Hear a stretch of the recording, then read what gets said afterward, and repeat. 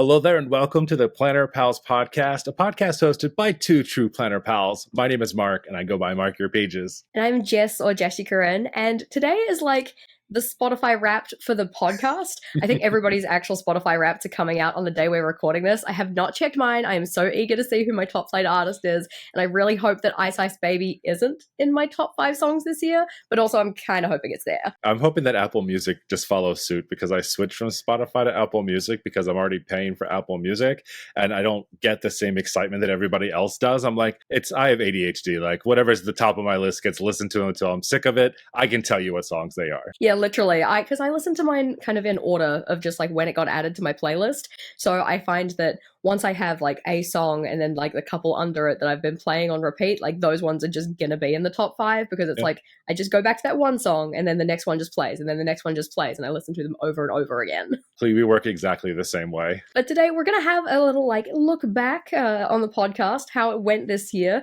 This notably was our first year doing the podcast. Very exciting. So we're gonna be thinking about what are like our highlight moments, what are the topics we enjoyed, maybe didn't so much, and also what is the future of the Planner Pals podcast, or maybe what we would hope it to be. Absolutely. Well, I'll go ahead and start today, Jess, and just tell you that my very favorite thing that we've done this year is actually start the podcast.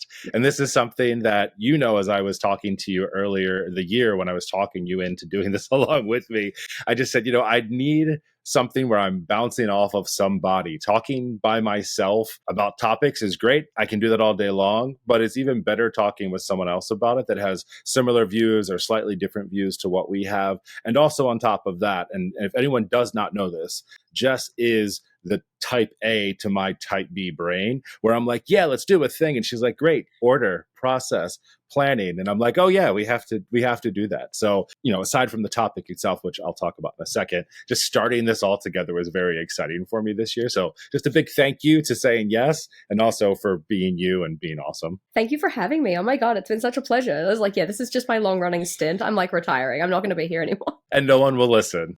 Don't worry, you cannot get rid of me. Well, good, because I need to have you here. But yeah, I think my favorite episode was definitely the first one, again, because we started it, but also we just talked about why we plan. And as we found out this year doing this podcast together, you and I, while we do bullet journal, the way that we do it, the topics that we cover are very, in some cases, vastly different, but also the same. And we have different needs for it. And so I found that to be a really great episode. And also just reading through the people's comments on that as well, whether it was, in the comments of the actual YouTube video where we posted it, or in the comments of the podcast itself where people are listening to it. It's so cool just to understand like why we all do it, because we all have different needs. I really love hearing like obviously what you're doing in yours, because like you said, it is quite different to how I do mine. Like in terms of professionally, like you're in a quite different space than I am. And given the fact that you primarily use your planning system for that kind of like professional work and getting yourself organized in that area of your life, it's quite interesting to see like how our structures, systems, and then like execution differs because of that.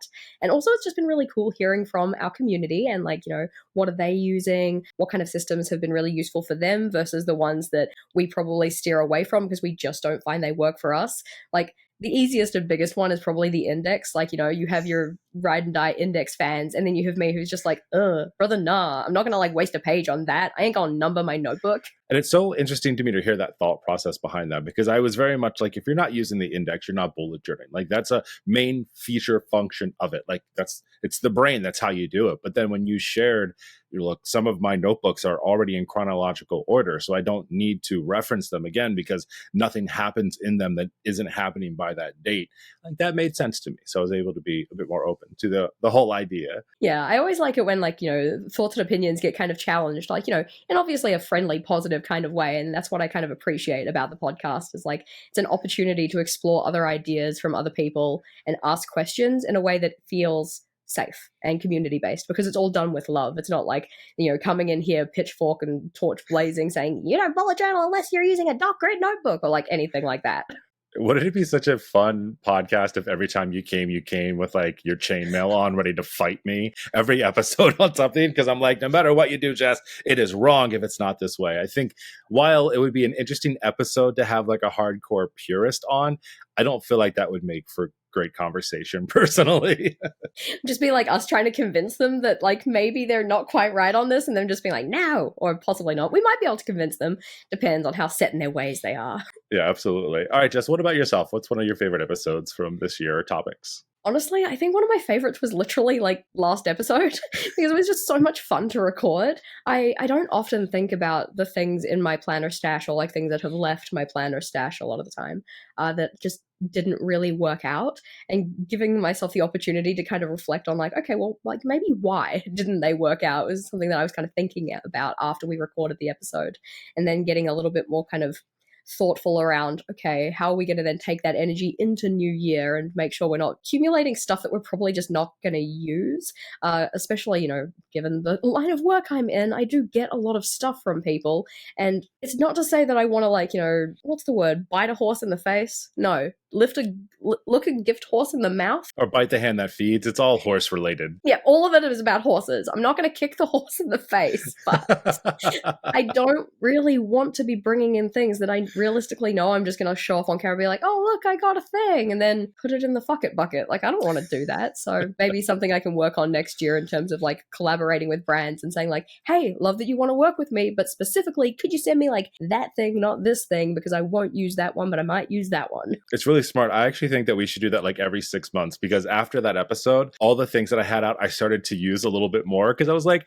oh yeah, I have those and I should use them a lot more. And when we were talking about using the things you already have, or, you know, shopping your own stash, I just keep reminding myself that I have those. So a lot of the things I was like, yeah, I don't really use them a lot. I find myself now grabbing for those because like mentally I've like put them in front of my face literally again as we were talking through them. So if we just do that every 6 months, I think we would all find new toys that we have in our office that we like totally put away and just forgot about. Yeah, just put all of those old bits and pieces on rotation so that they actually get used in our systems, and then we don't have to feel guilty about the fact that they're taking up space in a drawer and not getting utilized at all. I need to start doing that with my clothes too. I realized that I wear very similar clothes all the time, and the other day I was like, I should literally just rotate them. Like after I do laundry, put the ones that were laundered in the very back and shift everything forward and like force myself to wear things. That's the same thing I feel like I kind of have to do with some of my stationery sometimes. It's just like rotate it around a little bit and like put different pens in front of my face so I see them more than the other ones. I thankfully already have that system for my clothes because I have 8 of this shirt and that's it. That's what I wear. You and that minimalist wardrobe. Yeah, just one less decision to make in my day so I can go and agonize over where to place my sticker instead. Did you have any other standout episodes that you really enjoyed filming? Yeah, I think my favorite was definitely the fountain pen episode because I love them so much. And it was so cool to have the conversations with everyone around why they do use them or why they don't. And I had a number of people that have reached out to me now this year that were like, you've really worn me down on this in the best way possible. I bought my first fountain pen. That makes me really excited to think that people are like listening and considering things and trusting us also to like give them recommendations or talk about those things. As I continue to grow my collection, I'm finding that I'm thinking about it a bit differently in a similar space where people were like, here, Mark, we want to send you these pens to try out, but yet they're completely like so expensive and no one's actually going to buy those things. Other people have offered different recommendations for us too that are a lot less expensive. And I'm trying those out myself and realizing they're kind of the same in a lot of different ways. But I think just sharing the love for fountain pens, fountain pen ink, being able to talk with you, someone who is not as familiar with it, was definitely fun because, you know, I get to share my knowledge with someone who is still curious about them a little bit and now has one of their own as well. And, you know, we got to get that better into your rotation by filling that with non-green ink because you've had green ink in it for way too long now, Jess. It is time to make a change. But no, it's beautiful. I'll never change. I did actually do a whole video with my green ink pen though. It was just a members only video, so like only the members saw it. That's all that needs to see it. As long as little baby girl Iris is getting used, that is all we care about. She's such a sweet lady. No, I mean, it was very exciting getting my first fountain pen this year, like, because, you know, you gave that to me as a gift, as a celebration of our podcast, which I felt so bad for because you, like, rocked up with a gift, and I'm like, I am the present. Hello, it is me. Well, you are. I mean, let's be honest about it, Jess. Like, if I really go back and think about, you know, the hobbyist hangout, which I only did like 4 episodes a year on. I mean, one of the best episodes is when you were a guest and we talked through it. And that's really kind of set that fire where everybody was like, you should all do this more often. So you are the gift, you are the present, you are the moment. That's all that matters. I'll take it. Thank you. Thank you so much. Crown it. But no, I really appreciated the fact that we did actually get started on this. I know that you already talked about it. This is a throwback, whatever. But it's just nice that like I'm very much the kind of person who's always like adding to the stuff that I'm doing. And sometimes when I add something, it just like it feels like a big energy suck. Like, Mm. there's just way too much work put in, not enough payoff, anything like that. This has not been one of those things, which has been so lovely. Because oftentimes, when I experiment with stuff, it's like, oh yeah, we bring it around for a season and it's like, okay, that didn't really work out. We're not going to stick with it. It's fine. But I still appreciate the trial and error. But it's just been really nice to have, especially as somebody who works by themselves, for themselves, one man band, somebody else. Like, I have part of my system that is with somebody else. Yeah, it's a lot of that give and take that happens. And, behind the scenes of this as well, I feel like we've worked out a really good partnership around like how we do things and how we function and using our expertises as well to make that happen. So I think that's what makes a good, business partner relationship is great. You need someone that kind of balances you out, which I feel like we do for each other very much so, but then also like playing to the strengths and how it works out too. So it's been pretty awesome. Yes, and Mark has certainly learnt a lot about my editing style, and if he leaves a breath noise in, I will excommunicado him. And this is, again, behind the scenes stuff here for y'all for this last episode. So every time we edit this, I send Jess, a version of it to listen to watch.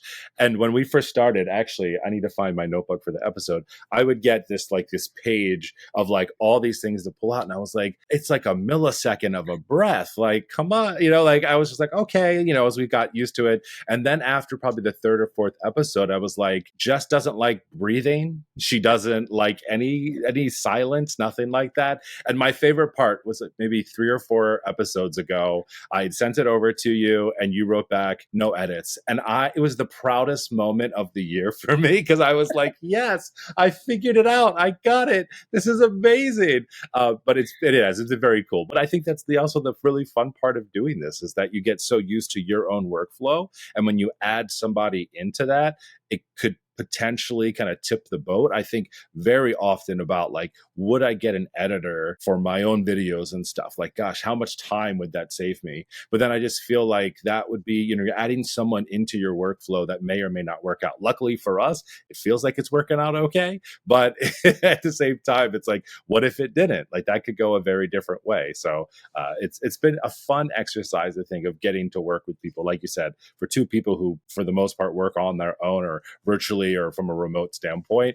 It's definitely a learning curve, but a very positive one. Though. Yeah, I'm glad it did work out. Otherwise, it's like, I send back oh God, it was so funny. When I was doing the edits, like, that first episode, I was talking to my partner Vogel saying like, oh yeah, I just sent Mark back a couple of edits. And he looks at me, he's like, was it a couple? Or did you send him back homework? I'm like, it might have been homework. I'm sorry. And he comes around and looks at my computer screen. He's like, Jess, what the heck? Kind of thing. Just like this page of just like, from this timestamp to this timestamp, trim. From this timestamp to this timestamp, make it Mark solo mode. The whole thing. I very much appreciate that you took the feedback in stride. It wasn't just like wow, Jess is a persnickety bitch, and this is not what I'm going to be doing. When you graduate from a biscuit to a bitch, it really takes exactly. to the next That's level. Right. Biscuits are cute. Biscuits are fine. If you're going to be the other B word, it means that you're just gone too hard, and you need to calm down. Yeah, no, it's definitely be fun to do. And I'm excited for next year as well. But before we get to even talk about that, were there any episodes or topics, Jess, that maybe you did not feel like you loved as much? Not that they weren't great episodes or great feedback, but any that you just kind of like, I don't know. I think it's probably not like a full episode, but there is a topic that I always get very tentative about talking about. And I think it's just because my views on the topic don't necessarily align with what the most common commenter will say, if that kind of makes sense. Like, if I start talking about this topic, I feel like I can already see it in my head. The most common commenter is going to tell me X, Y, Z. And that would always be around the topic of AI-generated art. And now, before you cancel me, all right, please come back. Oh my God. But because I understand that it has been trained on other people's work, not okay. Without their permission, not okay, right? But I also think that it's a really great tool and has really great potential. I think that it could be really great for people who are already doing art in that kind of style, because it has a typical style. People who are already doing art in that typical style is like a really good way to like get a base image or generate ideas or anything like that. If you're the kind of person who doesn't already do art in that style, it really opens up the ability to do creative work like that without having to upskill. And That's not to say that I'm trying to like discredit the people who have put their time, effort, energy into upskilling that, because like, oh my God, you do such amazing work. You should be so proud of it. And you can create things so much better than the generator can anyway. But I do think that by having those tools available to what I'm going to call the common person, aka me, who does not have those kind of creative skills, it does mean that we can start to create things that align with like specifically what we want to see in the picture without having to like custom commission a piece from somebody. And yeah, again, now I'm gonna get canceled because it's like, oh, you're stealing work from artists. That's not what I'm trying to do here. I just think it's a really good tool that can like really help us overcome things like skill barriers and stuff like that. Well, I think AI is one of those things, like any type of thing, that can be a little dangerous, like when used responsibly. And as a person that comes from a background, I'm classically trained in graphic design and digital design. I mean, we have these conversations all the time at work about it. And especially for someone like myself who, went to school for this, I've learned Photoshop and Illustrator and how to do all of that work. I'll tell you, I personally love the shortcuts when you can get there. I do believe that you should have at least an understanding of how it works. I don't think you need 4 years of education to understand it, but I do think that you need to have a general respect for it before you can start to do that. And a great example of this for me, and some people might take me down for it, is a lot of people in the design space don't like people using Canva, because Canva essentially kind of gives you everything you need to kind of do it quickly and easily, when other people are spending hours and their life is literally design. I use Canva.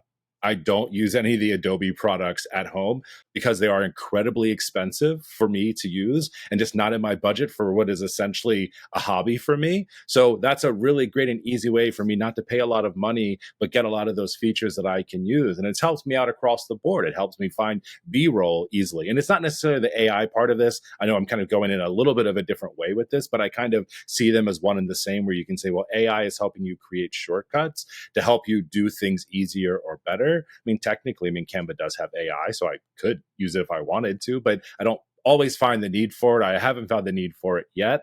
But I think some of it also is just, how do you kind of cut down on kind of the remedial type of tasks so that you can focus on the things where you can really spend that creative juices on. So whether it be, using AI as a way to generate outlines or ideas, I mean, you still have to put your own emotion into that. You still have to put your own thoughts and experience into that. You can't just let it be out on its own. Personal thoughts here. But I do think that it is a powerful thing, but it gets very gray and very hard with, like you said, when it's learning from other artists and pulling them in and then generating something for somebody else that didn't have to put all that time and effort into it. So I definitely know what you mean. Yeah, it's the kind of thing like, at the risk of sounding like the scientists from Jurassic Park or something, it's like, oh, you spent so much time thinking about the way you could, you shouldn't, should have thought about whether you should or something like that.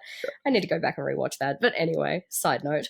Yeah, I think it's just, it's a way to help speed yourself up. It's a way to help like cut down on costs and all of this kind of thing. So I can understand why common person sitting at home working in their journal might just want to jump on an AI tool, generate some art so they can print it off and stick it in their journal. Like, go forth.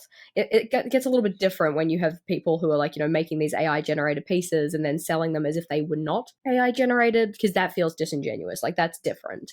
If we're thinking about writing, it would be the equivalent of saying like, hey, ChatGPT, write me a book, and then like going and selling that, which I'd be interested to read the book because I feel like it would probably be a bit of a wild ride, but it certainly would have better spelling and grammar than my book would have. So one of my favorite things, my favorite writer / I call him like a writer comedian, David Sedaris, I go and see him all the time. His book Naked was actually the very first book I ever read for fun, and I've absolutely loved him. And at one of his last talks that he did, where he reads through like his books, his journals, he actually asked AI to write something in the style of David Sedaris, and then he read it. And it's so funny because you have like this author has published so much and done so many amazing things, and then to get AI just to write it and for him to read it raw off of there. It has like touches of it, but it's not fully him. And I love when he goes and like actually critiques ChatGPT or whatever he's using to write it, because you're just like, see, this is why it's crap, because it can't even do something as simple as, comedy satire right. It works out. It's hilarious. I think that's the thing, is like you can train these things, but to actually get specifically what you want, like very very particularly what you want, whether that's writing or art or whatever, usually there does have to be a little bit of kind of like user-led input in that. But if you want just like simple base case, something that's a bit general generic kind of a thing, and you want it quickly and time effectively, then it's pretty damn good. what would be a either episode or topic that wasn't really your favorite from the year? This is one I think that might surprise people because it was a topic that was basically geared towards me, which was our Where Them Boys At episode, talking about other guys in the planner community. And it's a great topic, and I love it because I always love discovering and finding other creators in this space. And the handful that did reach out to us, they were like, I'm a guy and I create over here. It was cool to like discover them and do that.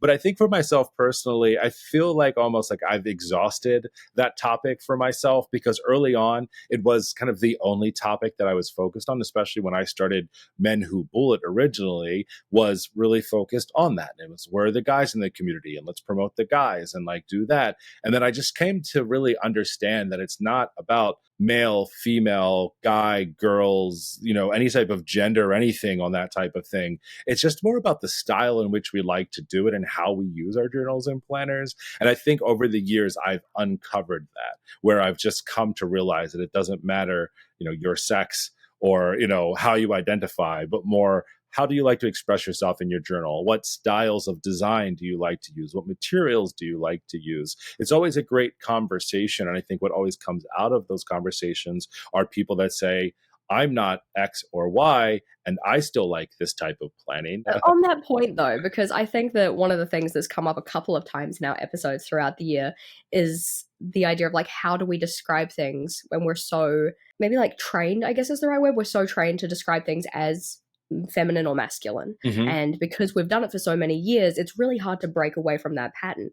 And I thought it was really great that we had one commenter in particular, because I can't remember which episode it was, recent episode, where you kind of posed the question of like, I don't know how to describe this, like, what's your advice type of a thing. And they had responded back, which was really great. See, love our community. We love our planner pals. They help us out. So they had said, rather than using terms like masculine and feminine and stuff like that, just go towards ones that are more kind of like aligned with like brand descriptors. So it's like, oh yeah, that's like Sailor Moon-esque or something like that. Or use words that are kind of based around like specifically what the style elements are. So it's like, instead of I don't like feminine, it's like I don't like floral or something like that. Because, florals are stereotypically, mad quotation marks for anybody who's just audio, mad quotation marks, stereotypically feminine. So it was kind of cool to get that feedback from them and start thinking about, different areas in my life personally. What am I kind of putting in male-female camp that doesn't necessarily need to be there? And by putting it in male-female camp, I'm like limiting the availability of enjoyment to those things for people who don't identify in those ways. So that was just a really cool point. I know we're not talking about the things that we liked from the year, but I really appreciated that. Well, no, it's a really great example too that starts a conversation around like, how are we doing that? I think what you just described just right there was perfect, because I think a lot of us do that. I know I do that because you're right. We're going to train from kids just to think about it that way. And what I've discovered over the years, like I kind of just said, is that it doesn't really matter. You have styles of things that you like. So I like your point there. Let's describe them as styles or as themes, not, oh, this would be for a guy or this would be for a girl or whatever that might be. I think that it's just very much, let's just approach it as I like this or I don't personally like this and explain why, because most of the time it doesn't have to do with whoever is leaning towards. It has to do with your own personal taste. Yeah, I think that even like I've talked about this a couple of times, not so much on the podcast, but just in general, is that when you're growing up and you get into that point of like, I'm not like other girls. I'm sure you had that moment, Mark. I'm not like other girls. Exactly. And you get to this point where you're like, I don't like pink because pink is a girly color. And now I look back on it, I'm like, oh my God, you're so freaking cringe. Like, you're allowed to enjoy pink. Just enjoy things. So now I've actually gone back and realized that so many of my start of journal setups are pink themes. I don't know how that happened, but it just turned out that way. And I'm like, you know what? Loving it. Vibes. It works out. I mean, I think for me, everyone gets on me at work and here at home because the things that I give them are a lot of times like pink, purples, pastels, just colors and things that I just would not normally use inside of my own planner and journals. And I was like, why aren't you going to use these? I was like, I just don't like those colors. Like, it just doesn't go with like what I like to do. And also, I have a hard time with a lot of those colors. So if I did use them, I'd have no idea. Maybe that would make things more interesting. I don't know. But I like to keep it pretty basic. I know what colors I like to use. I know, I've definitely found my style, my look. I think a great example of that is like Eric Small Things. I think most people would see that and be like, oh, that isn't like a masculine guy's kind of design. I freaking love it. I can't get enough of it. I have an obsession. But it's just something about that just works for me the same way that some florals may work for other people that just really enjoy that look for their journal and their general aesthetic.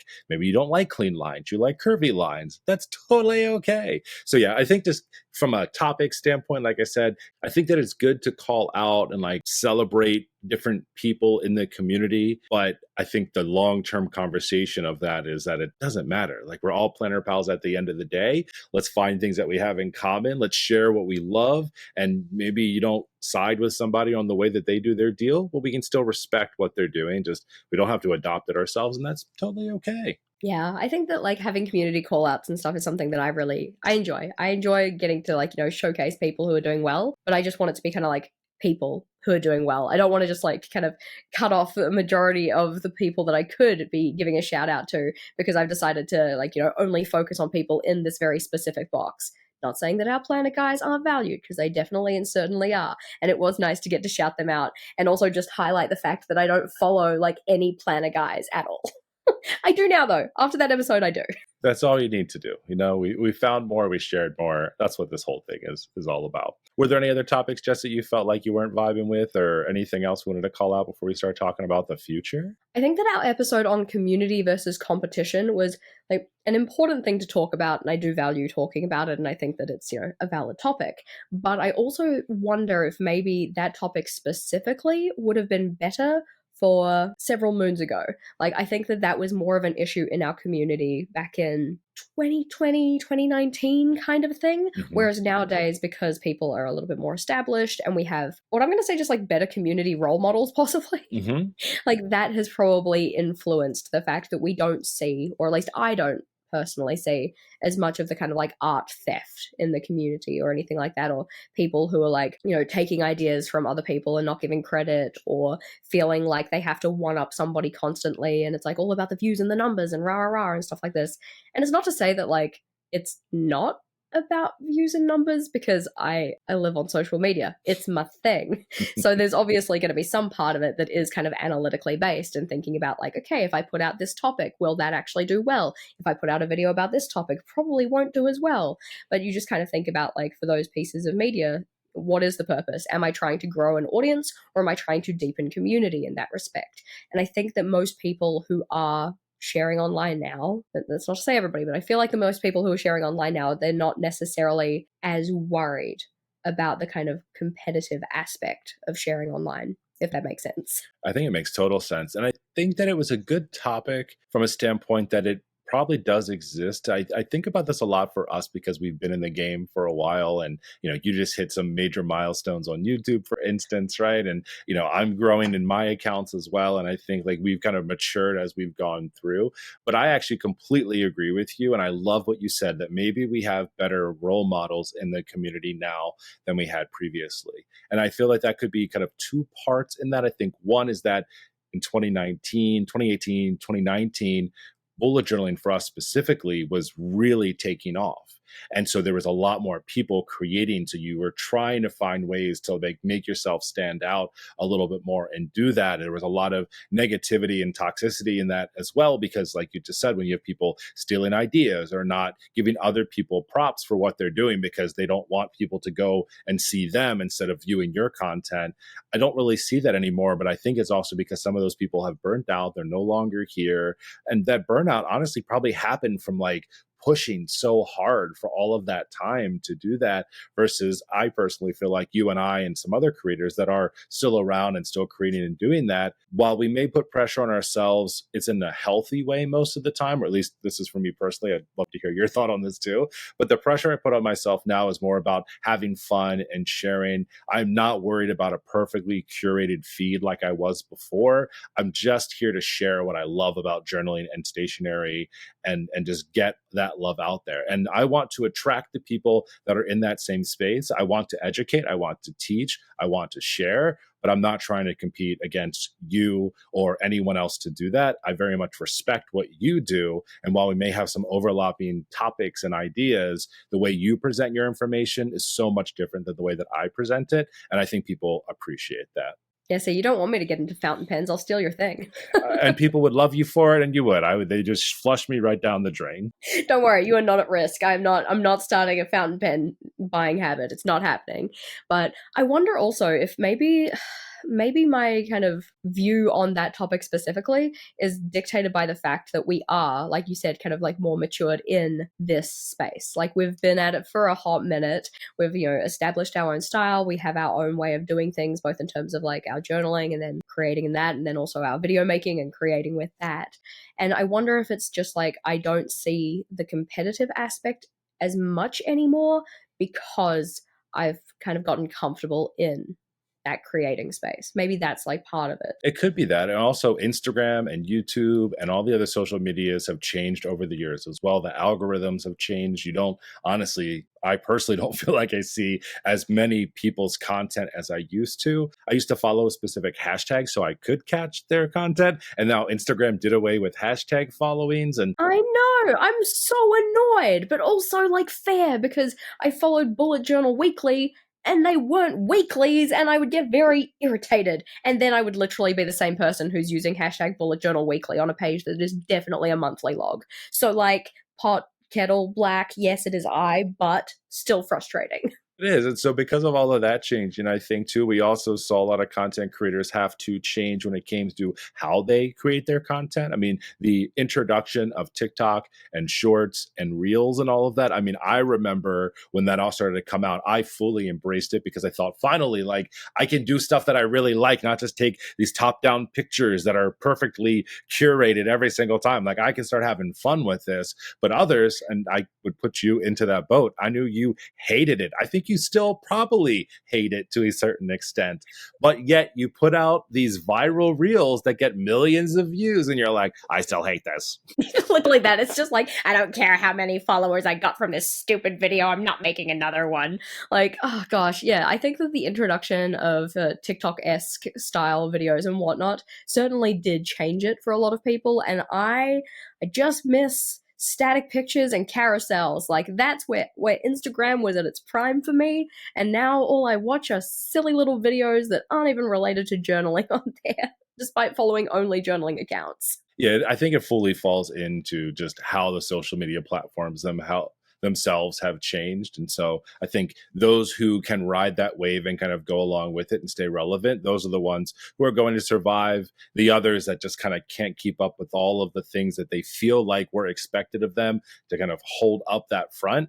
And that's why they start to kind of dwindle away. And I'm always sad to see when that happens. I hate when a favorite creator just says, "I'm not doing this anymore." It makes me very sad. But I think behind all of that, the only person that I've seen that with this year is because of a personal relationship, Nicole over at Plans That Blossom. Like she just said, not enjoying this anymore. It's not fun for me anymore. It's causing me more stress to have to think of something to create to then put it online. Like, I'm just not going to do it anymore. And I was sad because I love her work and she was, one of the first major inspirations for me and a person that I collaborated with early on. But the good thing is we actually built a friendship and a relationship and we still talk. It's not just about journaling and bullet journaling anymore. It's about lives and what's going on. So I think, when you can create friends on this platform as well, it also does away with any of the competition because then you get to know people for who they really are and it doesn't become competitive at all. Yeah, it feels a little bit more shitty stealing off a peer. Well, it does, especially people you like very much respect. Like you're just like, no, like I can't do that to my friend. Maybe I could do that to a stranger, or something on the side or whatever. But yeah, when you have a personal relationship or a community that is very much behind you, like you build those morals into what you do and your people, and you want to see that reflected. So I think you're exactly right. I'm just getting flashbacks of those like 2000s DVDs. Like you wouldn't steal a car. I love those. Oh my goodness. Like I might. In this economy, I might. Yeah, at this point now, yes, I will copy everyone's everything just to get it done faster. ChatGPT, create a YouTube video in the form of Jashi Currens and give me all the B-roll and weird hands. Yep. And just go and publish that for me. Thanks. Yeah, and make the videos and make the channel. Thank you so much. Yeah, you can also copy her voice. That's actually something, Jess. I didn't talk to you about this just yet, but I'll bring it up because we're right here. One of the new features on the platform that we use for this allows us to train an AI voice for the podcast. And half of me is like, that would be kind of funny, but half of me is like, that's getting too scary and I won't do it. I don't know. I'm kind of tempted. Like, we'll just have an episode next year. Yeah, we'll do this for next year, right? We'll lead into that conversation. Next year, where's the podcast going? And it's just like fully typed up and talked by a robo voice. Hello, welcome to the Planet Pals podcast, hosted by Mark and Jeff. Or it would be like a really bad, like Australia, New Zealand mixed accent of AI trying to replicate what you do. G'day, mate. Welcome back to the Planet Pals podcast. I'm like, no. I don't want to know, like, please create a male American voice that likes to talk about journals and stationery. I'm not even going to try to intimidate that one. Intimidate? Interpret. Imitate? Imitate. We're leaving that in. I don't care. That would get us canceled. That would be bad. All right, so we're not going to do AI voices in next year, but we've had a few discussions, and let's just lay it all out now. What are some stuff, Jess, that the Planner Pals can expect for next year from us? I think that next year is going to be when we start to dabble with interviews, which I'm very excited about because obviously, like, we get to run our mouths with each other every 2 weeks, which I love and appreciate. But it would also be really cool to hear from other Planner Pals, other people in our community, and how they plan, what they're doing, because their systems are definitely going to be different to ours, and it'd be really cool to get their insights on the podcast. So that'd be something I'd be very excited to have. I'm actually really excited about that as well, because with the Hobbyist Hangout, that was kind of what I thought I was going to do. And part of me, from like a planning perspective on this, is excited for that too. I just know that it's a lot of work to try to get people and times. Like, not only do you and I have to figure out times on opposite ends of the world and time zones, let's go ahead and throw a third person in there, and who knows where they live or what they do, and it'll be all kinds of interesting. So I think that'll be really neat. It'll also be very fun from an editing perspective, like how do we make 3 things? The list that Jess will send me will now go from 1 to 55 again. I'm going to need your partner to just be there as a buffer. You're like, Jessica, you can't make him do this much work. I'm like, but he has to. It needs to be cut. I'm the present. I'm the moment. He's the editor. No. That's right. No notes. I can't wait. No, it'll be really great. The other thing that Jess and I have been talking about too, we already try to find ways to do this, but we want to do it more, is to include more of the Planner Pals into the things that we talk about. Now, while we do ask for your ideas, and especially asking for feedback and input and things like that, we want to know what you want to talk about as well. What topics are on your mind? So our question for you this week, or really asking you, not really a question, but to have you reply and let us know, would be, what kind of topics are you interested in us talking about in season 2? I'm very excited to start titling everything season 2, episode 1, as we get into that. And even as we've talked about potential interviews and things like that too, are there topics and people that you would like to hear from as well? Let us know. Make sure you reach out. Comment on the videos. You can always send us emails, plannerpalspodcast@gmail.com. Comment on the Instagram, Planner Pals Podcast. There'll be so many different ways that you can just let us know what's going on, and then we can consider that into this new year that we literally will be going into. When this episode releases, you will already be in 2025. I will be at the end of 2024. We are right here on the cusp of all this new exciting stuff. Oh my gosh, I'm actually so excited for next year. It's going to be, I already know it's going to be amazing, and that's because we're going to make it amazing, right? This year has been great, kicking off the podcast, getting our community growth, and having other Planner Pals connect with us. It's just been so much fun, and I'm really excited to continue that, both with you, Mark, and also with our Planner Pals. For today, though, thanks for watching.